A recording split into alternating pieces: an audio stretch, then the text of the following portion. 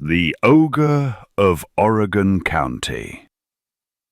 Once upon a time, in a harsh and haunted land where chiggers and ticks bit, ticks rumored to curse men with strange allergies, copperheads slithered unseen through the rocks, and tornadoes spun like angry ghosts, there lived a creature feared by all, the Ogre of Oregon County. The ogre is likened to a fairy tale monster. He wore the skin of a man but bore the soul of rot. His eyes held no kindness, only selfishness and disdain. He had a taste for animal blood and a hunger for fear. He lived not by laws or decency, but by whim and wrath. Deer were his favorite. Not for food, not for survival, but for sport, for watching the light leave their eyes. All winter long he killed not one or two, but dozens, bragging of their numbers, like a dragon counting coins. He dumped a mountain of corn by a fence with steel posts, a coward's lure, and fired blindly, recklessly, bullets ricocheting through the brush, hitting nothing clean, letting some crawl away to die in agony. Any creature crossing his land, be it wild, domestic, neighbor's dog or stray, was dismissed as varmint and dispatched with a callous shot from his rifle or shotgun. The neighbor's woods behind his home became a graveyard. Dead deer rotted where they fell. The smell thickened the air. A black cloud of vultures circled daily, low and cruel, like omens with wings. Those who stood up to him were set straight, or so he boasted. His land was loud with gunfire, louder with ego. He wasn't only cruel to animals. The ogre sucked the life out of anyone near him. He fed on the energy of others at best, and on their discomfort at worst, bragging about how many deer he'd shot or how many neighbors he'd straightened out, drained the air from the room, leaving others limp and listless, wishing oxygen masks would drop from the ceiling. He thrived on targeted malice, watching people suffer, destroying everything they loved, knowing there was nothing they could do to stop it, was as satisfying to him as the sight of a bleeding deer.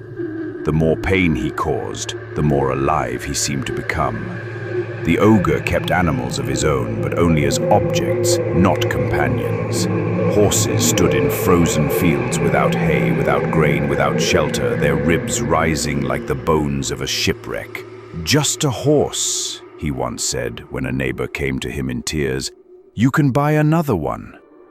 One day, the ogre fired 7 shots, loud, erratic, each one a promise of harm.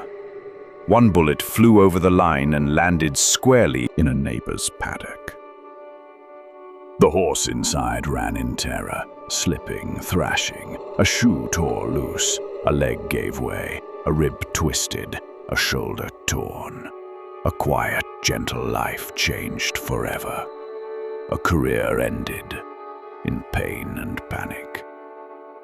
When the horse's owners asked him to move his corn pile farther away from the property line fence, the ogre summoned the sheriff, not to protect, but to posture.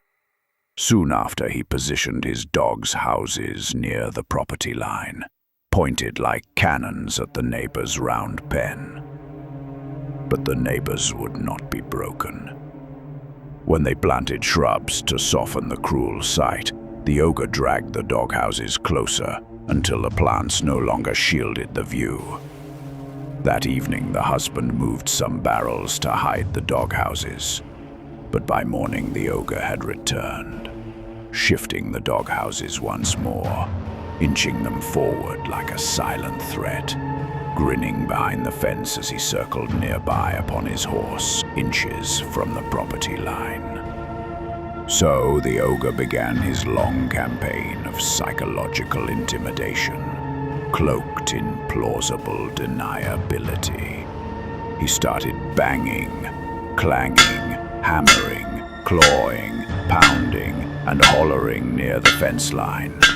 First came the noise, endless nearby shooting, echoing across the paddocks. Then came the chainsaws, and trees fell. The treetops disappear one by one, axe in hand, chipping away by hand, right by the property line.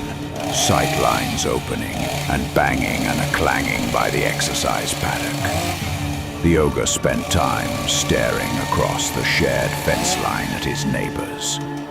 Whether it was watching someone walk down the driveway to get the mail, or walk to their barn to feed their horse, he worked feverishly all day, chopping wood and hauling it to his unstable shed. Tree after tree came down. The piles of firewood grew ever larger as he toiled from sunrise to sundown. He packed so much wood into the shed that its walls began to bulge outward, rendering the structure weak and bowed from the weight. Even when he wasn't seen, he was felt and heard in the crack of nearby gunfire while feeding the horse, in the sudden stench of burning trash, in the crashing of yet another tree felled at the property line, and the drone of a chainsaw grinding through 1 month after month. At night, neighbors locked their doors not out of fear of escaped felons, but because of the man next door. Some were too afraid to pasture their horses along the shared fence, worried he might poison them. His cruelty wasn't confined to his property lines. Some have said he was seen on the highway, casually smashing turtles as they tried to cross the road. There was no purpose to it, no anger, no urgency, just the slow, deliberate destruction of something small and harmless, because he could. The Ogre of Oregon County was not a beast from a forgotten age. He was a man, allowed to thrive in plain sight, feeding off the quiet suffering of people and animals who only asked to be left in peace. And so the tale is told. Some say the land itself weeps under his weight, and that the deer know his scent, that the wind changes when his rifle is raised, and that even the vultures only circle, never land.